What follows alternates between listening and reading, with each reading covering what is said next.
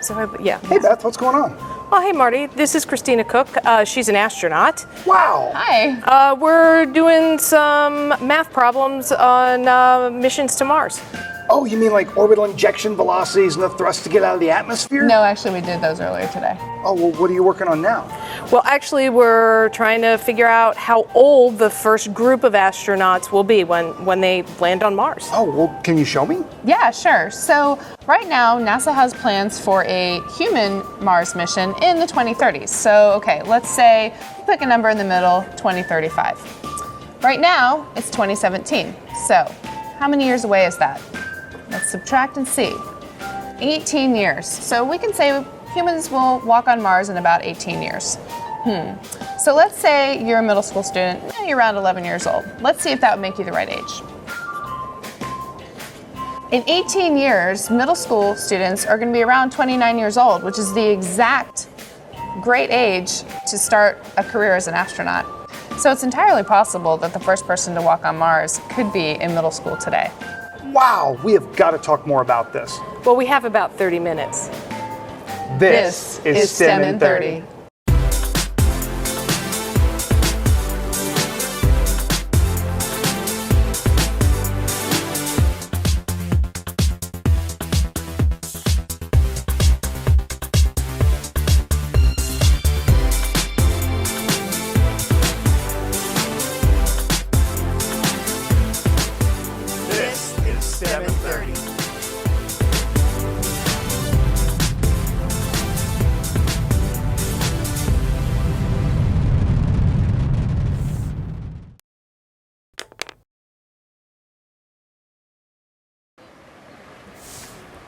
Hi, I'm Marty. And I'm Beth. We are coming to you today live from the Smithsonian Stephen F. Udvar-Hazy Center in Chantilly, Virginia. And today our program is all about women who are paving the way to Mars. There have been many women that have been vitally important to America's space program, including the 28 women who flew onboard Space Shuttle Discovery that you see right behind us. One of them was Eileen Collins, who on STS-63 became the first female space shuttle pilot. She later went on to become the first commander of a space shuttle. Also, you may have heard recently that Peggy Whitson had just broken the record for the all-time female spacewalking times. Peggy has walked in space more than any other female astronaut, and she's also in the top 5 of all time. You may have also heard of astronaut Sally Ride, the first American woman in space. But it wasn't just her. There were a lot of other females that helped get her into space. Today we're going to take a look at some of those pioneering women and some of the women that we may see on the Red Planet. We have some great students with us today. We've got some school groups, some homeschool groups, and some Girl Scouts. They are revved up and ready to go. These guys are out of this world. We want to remind everyone who's watching online that you can submit questions live, and we may take some on the air. If not, we do have an expert standing by to answer them. That's right. Right now, get your computers out, start typing in the questions, and send them in, and we will be answering them live. Well, let's take a look at some of these groundbreaking women who are paving the way to Mars. These vignettes were written by our friends at Stone Middle School. Check them out. Hello, my name is Bor, and today I'll be talking about someone I truly honor. Her name is Bessie Coleman. Bessie is of Native American and African American descent from her father. She went to Missionary Baptist School and Langston University. She unfortunately could only complete one term as she didn't have enough funds to continue. Bessie found her passion for aviation when she was 23 and began listening to and reading stories about World War I pilots. When Bessie started her career in aviation, it was a time when people were heavily limited by race and/or gender. Coleman took on this challenge and did not fail. Being an African American woman myself, she has shown me that even if things are going against you, if you put your mind to it and work hard, you can accomplish your dreams and goals. Hello, my name is Susan, and the pioneer I chose is Jacqueline Cochran.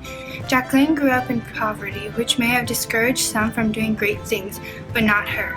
To her, poverty seemed like a cage trapping her from seeing the world. Because Jacqueline couldn't get an education, she began working hard to earn money at a very young age. By the age of 13, Jacqueline had become a skilled hairdresser. This led her to greater opportunities in New York and Miami, which was where she found her pathway to being an aviator. Jacqueline was the first woman to break the sound barrier and set 73 flying records in the course of 3 years. In the 20th century, many people thought women couldn't do things men did. This only prompted Jacqueline to prove them wrong. Flying meant everything to her, and she would become the best regardless of gender. If there's something you're passionate about, then go for it. Life is about pursuing you and your goals.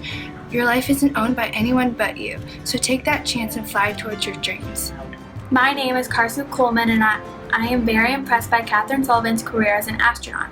I was astonished to find out that Catherine Sullivan was the first American woman astronaut to step out of a spacecraft and walk in space on October 11, 1984. Catherine Sullivan was born on October 3rd, 1951, and is currently 65 years old. Catherine graduated from Taft High School and then went on to the University of California at Santa Cruz, then received her doctorate at Dalhousie University in Canada, before joining NASA as an astronaut. When Catherine retired from being an astronaut and working at NASA, she had been in space 532 hours. Catherine is a great inspiration because she did one of the most dangerous things in the world and did an amazing job while doing it. This means a lot to me because it shows that I can overcome my own fears. Catherine is a great role model and an amazing person to look up to because she proved to us that we can accomplish anything we put our minds to.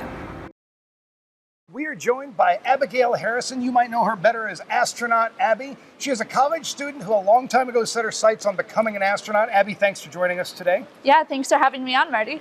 Now, let's get this straight. You are not an astronaut, Nope, not yet, but but you're trying to be. exactly. Watch out in 5 to 10 years and you might see me in space. Now, why do you want to be an astronaut? For me, it's always been about the joy of discovery. So this idea of going somewhere that we've never gone before, seeing things that we've never seen, and really making discoveries that will hopefully benefit humankind. What kind of things are you doing to prepare yourself to become an astronaut? The most important thing that I'm doing to prepare to become an astronaut is education. So I'm getting an undergraduate degree in astrobiology and Russian. I'm also training as a scuba diver. I'm training to run a marathon. I'm learning Mandarin Chinese, and I just recently started training for my private pilot's license. You've got just a few things going on, but flying, is that something that Those aren't even my hobbies. does that ever get scary, flying? It's a little bit frightening at the beginning, in the same way that driving a car is, because it's a new experience and there's a lot more that you have to pay attention to. Rather than just having forwards and backwards and left and right, you suddenly have 6 degrees. You also have up and down that you have to be watching. And so that's a little intimidating, but once you get used to it, it's really not very frightening. Wow. Now, you've also founded the Mars Generation. Tell us about that. Yeah, so the Mars Generation is a space and STEM advocacy group. So we work to inspire and excite young people, especially about space exploration and why it's important to the future of humanity. Something that we're really starting right now is our Student Space Ambassador program, which is where we're inviting students ranging from elementary school all the way up to college. So that means all of you and hopefully everyone who's watching as well to come join us at themarsgeneration.org as Student Space Ambassadors to their communities. Nice. Well, you ready to take some questions? Absolutely. All right, so if you've got questions watching online, be sure to submit them right now. We're going to start with a video question. Hi, my name is Ellie, and I was wondering how long the trip to Mars will take. How long is it going to take us to get to Mars? So the current estimates with the technology that we have today is about 6 to 8 months to get to Mars and the same amount of time to get back. However, a round trip to Mars is estimated at about 3 years. And the reason for that, there are a couple of reasons, but one of them is that we've traveled so far to get there, we probably want to spend a little bit of time on the surface also, right? Might be a little bit of science to do that.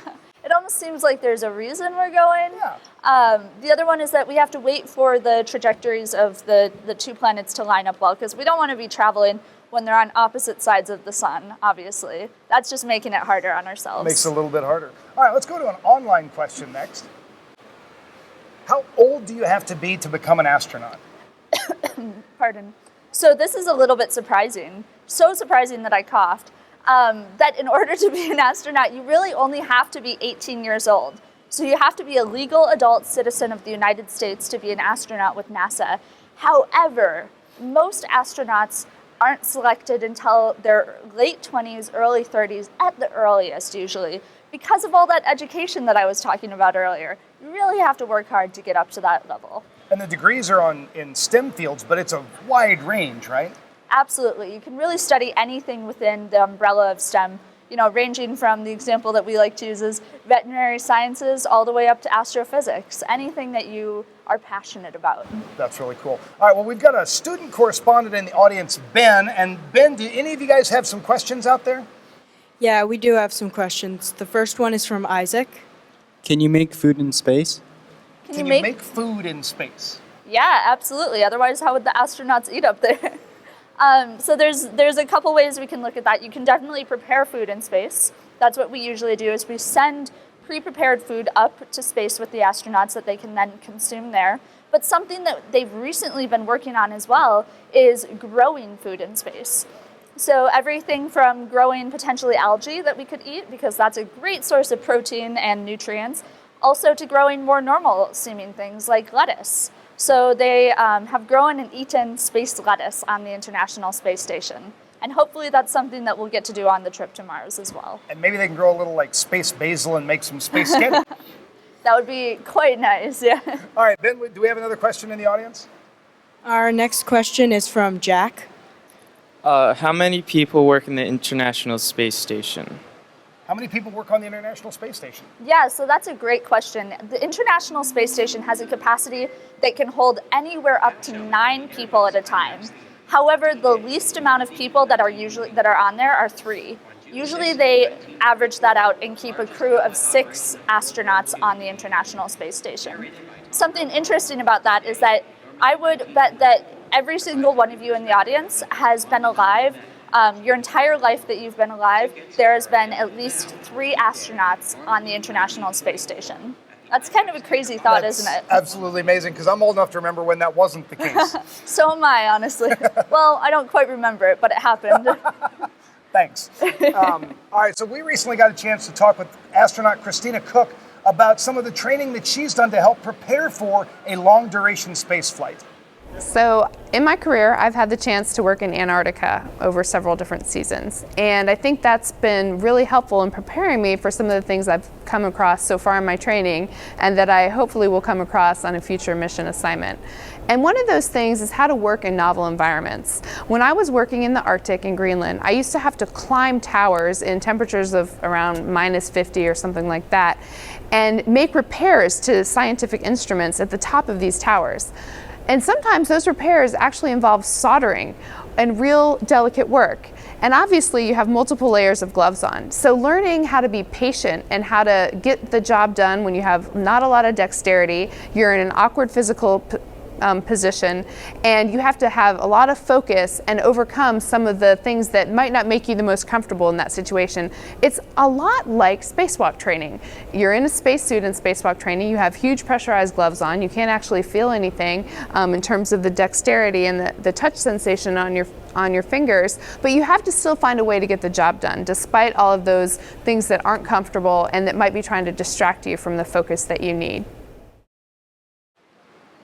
One of the things that's going to be really important for a future trip to Mars are spacewalks. And Beth has a few friends helping her. And remember, submit questions. We will use them later. But right now, let's go over to Beth and some spacewalkers. Thanks, Marty. I am joined by Catherine. She is one of the explainers here at the National Air and Space Museum. Catherine, do you want to tell me what explainers do here for us? Yeah, of course. So the explainers program is here at Hazy and also at our downtown mall building. And we are high school and college students that are just really interested in STEM. And we have discovery stations and demonstrations that talk about science and technology and how they relate to the artifacts that we have here in the museum. And do you want to introduce our guinea pig friend here? So we have got Annika here, and she is going to be simulating a spacewalk. So of course we're not actually in space. We're going to make it seem like she's in space by having her sit on this wheelie chair and not touching the ground at all. So she'll have to be actually pulling herself along these rails here. And she is double tethered onto here. She has a camera on her head, just like our astronauts do. And you can see what she's looking at right now. So say hi to our camera guys. That's just what we have on our actual astronauts, so that mission control knows what our astronauts are doing, and then they can see what's going on. So what she's going to do now is move herself down to do a spacewalk.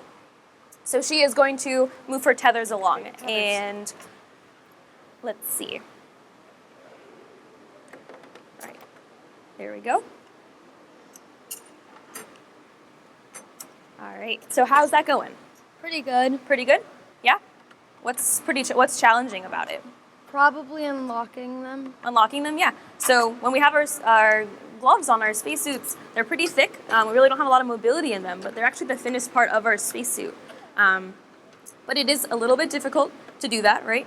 And this is still when we're here on Earth too, as well. So when we're up in space, one tether at a time every exactly. time? Yeah. So the double tethering means that we are always connected all the time. So we never float away in space. So what she's going to do now is get our wrench. She's just going to screw that just a little bit. And as you're screwing that, what's happening to you? I have to move the thing up and down, and it's also connected to the harness. Yeah, so the screw is attached to her. And if you don't hold on to the bar, what were you doing? You'd float away. You'd float away, right? But because you're holding onto the bar, you could see a bit ago that she was kind of moving as well. So that torque that she's putting on the screw is actually causing her to move as well. And that's something that astronauts have to get used to, because here on Earth, we don't have that. We have gravity helping us out with that. But when we're floating up in space, we're going to move around a lot more. And we can't really replicate that too well here on Earth. Are you ready to be an astronaut? No. No? Need a little bit more training. A little bit more training. Well, Yeah. Marty did actually talk to Anne McLean, who is an astronaut who's currently training for an upcoming mission. Let's see what Anne had to say. I'm joined by NASA astronaut Anne McLean. Thank you so much for talking with us today. Thank you for having me. In becoming an astronaut, did you face any hurdles to get there? There's lots of hurdles. There's hurdles every day along the path. You know, the path to becoming an astronaut or achieving your dreams, no matter what they are, can sometimes be so long. You know, it really does take a lifetime. And there's small hurdles like, you know, you want to make a sports team and you get cut. There's big hurdles like tests that you don't know if you can pass, or that, you know, subjects that you don't understand. There's hurdles every day, but the trick is just to keep going. Now, you're in training to eventually go into space. What's that training like? The training is really interesting. It's something different every single day. One of the most important things to being an astronaut that I've learned is versatility. You know, one day I might be speaking Russian, you know, learning a foreign language. The next I might be doing science experiments in a lab and learning how to pipette and sequence DNA. And then I'm flying a T-38 jet, or I'm getting in the suit and doing a spacewalk, you know, in the pool, a training spacewalk. And so we just have to be ready for something different every single day and being able to shift gears. Now, you're a very experienced pilot, but from what you said earlier, it sounds very much like you're also training to be a scientist as well. We're training to be everything. You know, what's really interesting, and my class got there in 2013, we came from all different backgrounds, and we always say our background helps us in about 5% of what we need to do, and the other 95% we're learning from scratch. And what's really cool about that is we can rely on each other. So when I went into a lab and learned biology, I got to rely on Jessica Meir, who has a PhD in, you know, and she's done experiments all over the world, and, you know, that's her bread and butter. And so being able to rely on those experts, and then, you know, we go over and we fly, and I get to help her out. And so it's and that's kind of really, we learn to depend on each other and each other's expertise. That's really cool. Thank you so much for talking with us today. Sure, thank you for having me. Abby, what do you know about coding? Yeah, I actually have a little bit of experience with coding. I recently learned both Scilab and Python, which are two different languages of coding that are often used in physics and biology. And I also know that coding is pretty important for space exploration. Absolutely is. So Beth has got a couple more friends, and they're working on a coding activity. Beth, how's it going? Well, we're going to start on a coding activity. We're going to do a little computer coding. Now, I know this doesn't look like computer coding at all. Catherine, do you want to tell us a little bit what we're doing with this piece of rope and wire and beads? Yeah, so we've got some beads on here. And how coding works is it uses binary. And that is going to be a series of ones and zeros put in different orders. And so what we're going to be doing is our initials with these beads here. There's 8 beads of each of our 3 different colors. And so we're going to just figure out the right order of the ones and zeros to put them in, so that we can kind of code our names on there. Or our initials. So for this, the wire, if it's a 0, goes on the outside. Mm-hmm. And if it's a 1, it goes on the inside. And you can look at these characters. What's your first initial? Yeah. R, so let's look up R. So it's 9 0, 1, letters. 0. Well, we're just going to do our initials. So out, in, out. Okay. So what's your first initial? Marty, we're going to get to work on this. How about you and Abby tell us what this has to do with the space program? If it's a 0, then go. Oh, sorry about that. So, yes, the coding has a long history in the space program, and it goes all the way back to the beginning of the space program and the Apollo 11, the first mission to land on the moon. And in fact, there was an amazing woman by the name of Margaret Hamilton. Margaret was known as the rope mother because her team wrote the software code and then programmed the guidance computer. The way they programmed the computer was with metal beads and wire. They could send a signal through the wire, which would recognize it as a 1 or a 0, and that's how they were able to get the code into that computer. Now, here's the crazy thing. That selfie that we just took, the memory that takes up on my camera, or when you guys take a selfie, that selfie takes up 20 times more memory than the entire guidance computer for Apollo 11 that got us to the moon for the first time. 20 times more. That blows me away. Blows me away also. I happen to know that I probably have a couple hundred selfies on my phone, and I'm sure that most of you do as well. So the question is, why aren't we on Mars yet? I know. Let's go check back in with Beth and see how the coding's going. How's your coding going? It's going good. It's going good? Is it easy? Yeah. It's easy? How's yours going? Fine. Fine? Yeah. You doing your initials? Okay, now let me ask you this. The Apollo program, the computer code, was 72,000 bytes. Do you want to do 72,000 of these? Not really. No? Okay, what if you made a mistake? You'd have to go back and find it. Would you want to go back and find a mistake like that? No. No? Okay, well, Marty, I think that we're okay doing our initials, but probably not coding for the Apollo program. We're going to keep working on this, sending it back to you and Abby. Awesome, nice job, guys. Abby, are you ready for a few more questions? Always ready. All right, let's start with a video question. Hi, my name is Austin, and I was wondering how I can become an astronaut and go to Mars. How does Austin become an astronaut and go to Mars? Yeah, that's a great question that Austin has. So the first thing is that Austin is definitely in the right age range. So everyone from Austin's range, so middle schoolers right now, all the way up even to college students like me are within that age range where, we're going to Mars. It's happening in mid-2030s. But in order for Austin to do that, he needs to focus really hard on his education. So he needs to get an undergraduate degree and then a master's degree and then probably also a PhD degree in a STEM field. So that's science, technology, engineering, or math. Awesome. And I know Austin really also wants to know how he can send his sister to Mars. Any advice on that? I don't really know, but Austin should probably talk to my older sister, who for a long time has been the president of the Get Abby to Mars Club, which might be because she supports me as family, or it might be that she just really wants me far away. I like to think it's the first one. I think so. All right, let's go to an online question. Do men and women have an equal chance of getting into the program?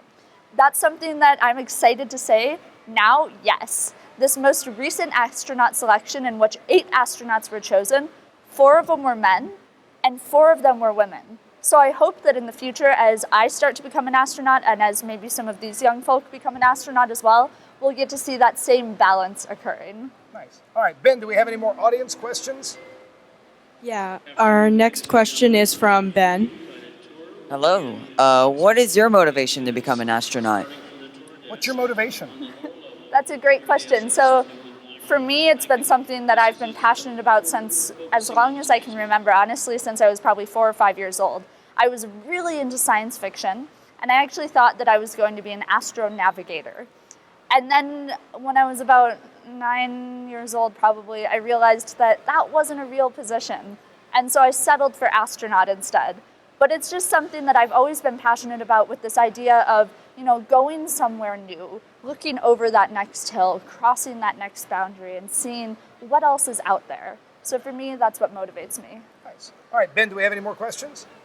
We also have a question from Erica. Did you always want to train to be an astronaut ever since you were little? Yeah, honestly, for as long as I can remember, I've wanted to be an astronaut. I've entertained other career options, but that's the great part about being an astronaut, is that it is not the end-all be-all of a person's life. It's actually just a small portion of it. So you have to be something before you're an astronaut, and you have to be something after you're an astronaut as well. So that means that I can be a biologist and a mathematician or a physicist or anything else, as well as being an astronaut. So for me, it was always something that was, there. All right, let's go back to an audience question. Ben? We have a question from Millie. How long does it take to train to be an astronaut? Yeah, so that's also a great question. Once an astronaut is selected, for a specific mission, they can train anywhere from 1.5 years to 2.5 years for that mission. However, that's usually for a 6-month mission. So for a 3-year mission to Mars, the training period might be a little bit longer than that. All right, well, we've talked about some female astronauts today, but there are a lot of other females paving the way to Mars. Many of these are working behind the scenes. Including veteran spaceflight engineer Charlie Blackwell Thompson, who will be the first woman to oversee a NASA liftoff and launch team. NASA engineer Miley Chain is contributing to the Mars mission by helping us understand how humans collaborate with robots and automation. And Julie Williams-Byrd is an electro-optics engineer helping to identify technologies that enable human spaceflight. That is an absolutely incredible list of women. Well, we're out of time. Abby, thank you so much for joining us today. Yeah, thanks for having me on. It was a blast. I love that. I can't wait to see where your journey takes you over the next 5-10 years. That's going to be a lot of fun to follow along with that. We'd like to also thank explainer Catherine and our sponsor NASA for the show today. And we want to encourage everybody to tune in 2 weeks when we talk about World War I. 100 years ago this month, the United States entered World War I, and in 2 weeks we'll be heading to the residence of the Belgian ambassador to talk all about it. Check it out. I'm at the National World War I Museum in Kansas City, Missouri, and check this out. This is a field of 9,000 poppies, each one representing 1,000 soldiers killed during World War I. What influence do you think World War I had on science, technology, engineering, the arts, and math? If you want to learn more about World War I, check out STEM in 30.